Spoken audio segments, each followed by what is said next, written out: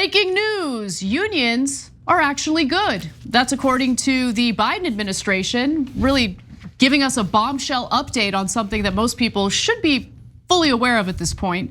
Now, there's a new study out, and the labor report is something that Treasury Secretary Janet Yellen has been talking about. She says that the findings of this report show that unions are critical for reversing stagnant wages and economic inequality, Cenk. Who would have thought? Now, among the report's key findings is number one, that middle class workers reap substantial benefits from unionizing. Again, this is a report by the Biden administration. They say that unions raise the wages of their members by 10 to 15%. Unions also improve fringe benefits and workplace procedures such as retirement plans, workplace grievance policies, and predictable scheduling. These workplace improvements contribute substantially to middle class financial stability and worker well-being. And the report also says that on average, the median union worker earns about 20% higher in wages than median non-union workers. Unionization has also led to some spillover effects to individuals who work in jobs that are not unionized. They write in the report that competition means workers at non-unionized firms see increased wages too. Heightened workplace safety norms can pull up whole industries, and the higher pay and job security of both union and non-union middle class workers can further spill over to their families and communities through more stable housing, more investment in education and other channels. And I think my favorite finding in all of this, and this is something that I hope you guys really take to heart when we talk about the importance of unionizing, organizing your workplace, and how economic policies can really improve the living conditions and working conditions for people of color and women. Here's some of the evidence, okay? So they found that unions help create a fairer economy by reducing race and gender wage gaps, benefiting all demographic groups. In 2021, Black men had a particularly high union representation rate at 13%, as compared to the population average of 10%. The diverse demographics of modern union membership mean that the benefits of any policy that strengthens today's unions could be felt across the population. There were other findings as well, which I'm looking forward to sharing with you all. But the other thing I just wanted to mention, and it's a little bit of a jab at Democrats and the Biden administration. This feels a little bit like, listen, we're not gonna do a federal minimum wage increase, so it's up to you guys. Organize your workplace. Like, that's kind of the sense I got, because this is an unprecedented report coming out of the federal government. It's a good report, I'm happy they did it. And honestly, I do think that this is a better, more stable way of ensuring that workers continue to get wage increases rather than relying on a government that is increasingly corrupt and influenced by moneyed interests. But it is annoying that the federal government has essentially just kind of given up, and they don't even try to improve pay and working conditions for ordinary people. Well, I'll build off that. So Biden has a mixed record on labor, which is actually a compliment, because usually Democratic presidents come in and say they're going to do a lot for labor and they do nothing at all. Like, I can't remember a single thing Obama did. He pretended he was going to pass some pro-union act at the time, didn't even bother. There was tons of public workers strikes, and he had said that he was going to get his boots on and walk with the strikers. Did no such thing, didn't help them at all. So Biden has been a mixed bag, because his National Labor Relations Board is actually really good. This is a solid report, and I'm glad that they're putting it out there. So, we have to give you the whole record, because that's our job. But this is definitely a good thing, and I'm glad Janet Yellen, Kamala Harris, they pulled in some heavyweights to talk about it, to try to get it more attention, etc. On the other hand, they're doing it in lieu of more important actions. So Anna mentioned higher minimum wage. They hate it, they don't want it. Their corporate donors would punish them if they push for a higher minimum wage, and they've been lying about it from day one.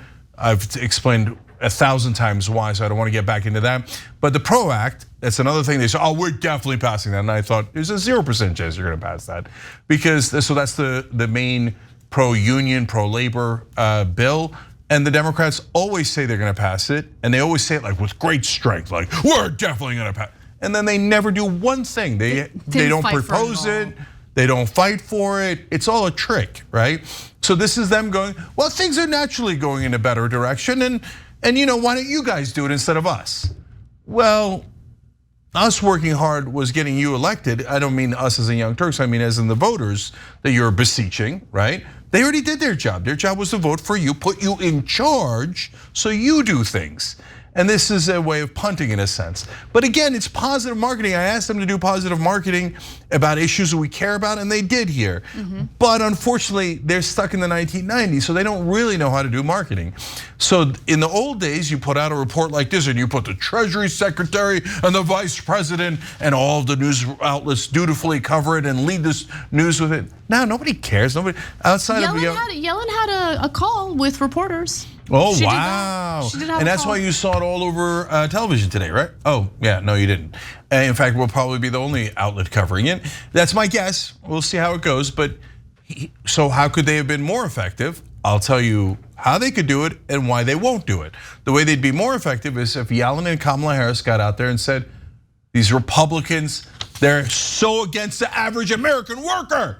Why won't they pass a higher minimum wage so you guys have higher wages? Why won't they pass a PRO Act so you guys have protections at work? This son of a bitch, Greg Abbott, let someone die in Texas because he works for corporate goons who made him repeal a law that would have protected workers in this extreme heat. Now, that would have gotten a lot of attention because, oh my God, the Treasury Secretary is attacking the governor of Texas. Oh my God, the Vice President called out the Republicans and called them liars and cheats and said that would have been the biggest news story in the country, okay, by a lot. Why don't they do that? Because they don't want to pass higher minimum wage. They don't want to pass the PRO Act. They don't want to pass any of these things because they have the same exact donors as the Republicans do. So let's talk a little bit about what the Biden administration alleges they're going to do to encourage corporations and companies to avoid union busting tactics and to instead, encourage or at least step aside and allow for workplaces to get organized and unionized. So they say that they're going to take some steps. The Treasury Department will continue to explore changes to the tax code to discourage anti-union campaigning and encourage employer non-interference in organizing campaigns. They also assert that they're prioritizing the passage of the PRO Act, which guys, okay, so I'm just gonna say, I'm gonna tell you the truth, okay? They're not gonna say it, everyone else is gonna dance around it. I'm just gonna tell you exactly what, they're gonna do nothing.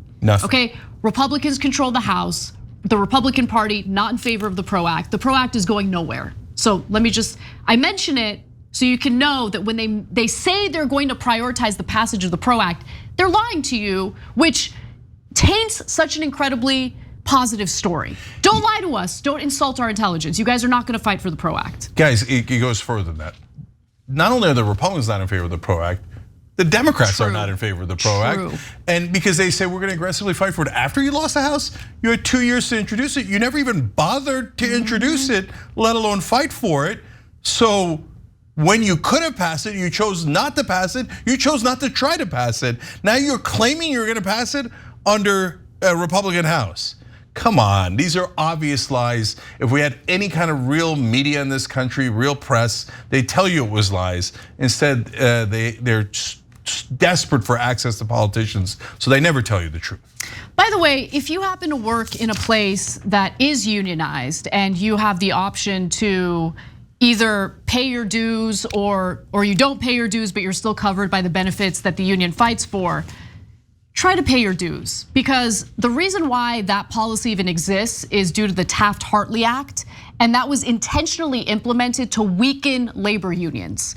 They need those resources in order to fight for you. So if you can pay your dues, just try to pay your dues. If you can't, I totally understand. Some people have other financial obligations and it can be difficult to do it. But the more you can do to organize your workplace and support the union representing your workplace, I think the better off that you will be, the better off most workers will be, because it does, in this case, actually trickle down to other employees and other non-unionized workplaces. I have to do a correction because we're real press. I said the Democrats have the same exact donors. In this case, they don't. They have the same donors as the Republicans plus union donors. So, and how much do they give the unions? About the percentage that the unions are donors versus corporations. Corporations are much larger donors to Democrats than unions are, so they give the union crumbs off the table. They give them about 25%, which the Republicans never do, because the Republicans don't get bribed by the unions, so they never serve the unions. All of American politics is explained by one word: money. Whoever they bribes them gets some goodies, and however many goodies they get is totally determined by how much they bribed our politicians. Thanks for watching The Young Turks, really appreciate it. Another way to show support is through YouTube memberships. You'll get to interact with us more. There's live chat emojis, badges. You've got emojis of me, Anna, John, JR, so those are super fun. But you also get playback of our exclusive member-only shows and specials right after they air. So all of that, all you gotta do is click that join button right underneath the video. Thank you.